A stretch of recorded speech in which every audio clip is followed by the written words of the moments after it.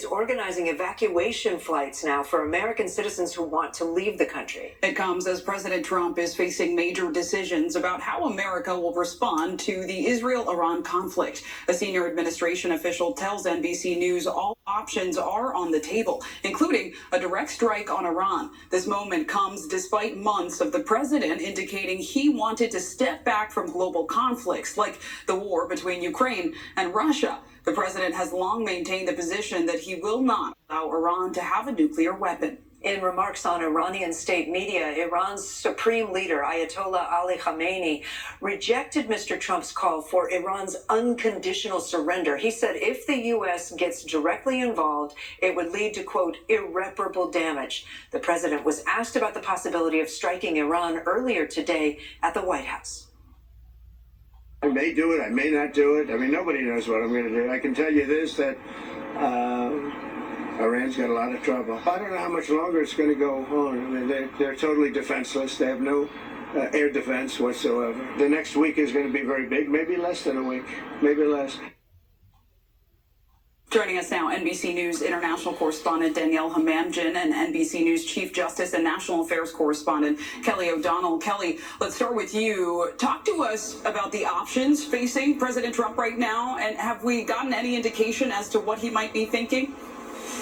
Well, certainly at this juncture, when it is such a sensitive international situation, you will hear phrases like all options on the table, and that means the president can use whatever means that he believes would be appropriate, and of course that even includes the diplomatic piece, and he's been talking about all of those things simultaneously. We do not have in a reportable way a sense of whether a decision has been made. At the same time, if you look at the series of events that have unfolded, the sort of timeline that he talked about, it might be a week, it might be less than that, there comes points in that process where a president has to make some level of decision. It could be a decision at one level, a willingness to use a certain type of military intervention. That could be a separate decision from actually giving a go order. So there's a lot we don't know at this sensitive time.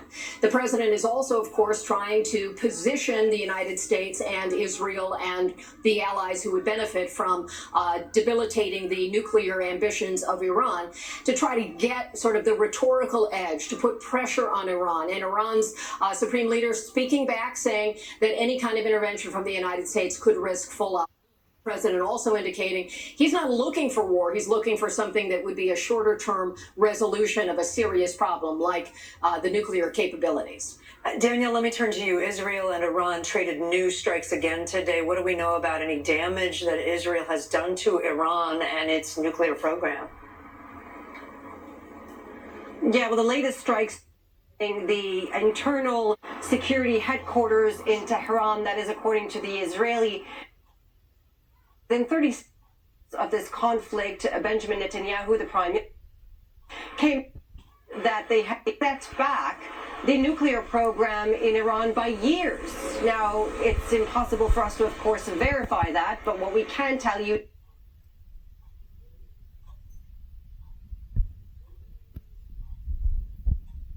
uranium enrichment plant at the Natanz nuclear complex was in fact directly hit. It initially said that it was indirectly hit. What the impact, what the consequence of this will be is still unclear, but they said that they were able to come to that conclusion using analysis from high-res satellite imagery. Now, the Fordow site, the uranium enrichment site, that has suffered little damage. Why this place is so critical? Because it is buried deep under a mountain by 250 feet below ground. It is the most fortified nuclear site in Iran, and it would require a 30,000-pound bunker-busting bomb to blast through layers of rocks before exploding. It is called the mother of all bombs, and the U.S. possesses it. It also has the aircraft required to deliver and drop the bomb, neither of which Israel does, but of course it wants it in order to, in its eyes, declare mission accomplished. All right, Danielle Hamamdjian, Kelly O'Donnell, thanks to you both. It's time now for some consumer news. Honda is recalling more than 200,000 vehicles. And traditional TV is coming to streaming. Christina Partsinevelos joins us now with today's CNBC Money Minute. Hey, Christina. Hi, Cadence and Clay. Well, Honda is recalling nearly 260,000 cars in the United States because the brakes might not work. This, according to federal regulators, the brake pedal can shift out of position and actually make it difficult to stop the cars. The recall affects models from 2021 to 2025 of the Acura TLX, MDX, and Honda Pilots.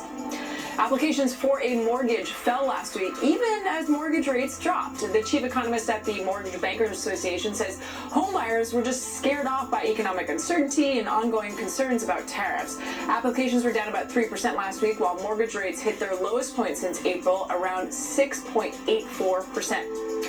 Broadcast and streaming are typically rivals, but Netflix is bringing the two together. The streaming giant announced it will link some broadcast TV service to its platform in France through a first-of-its-kind partnership with France's TF1.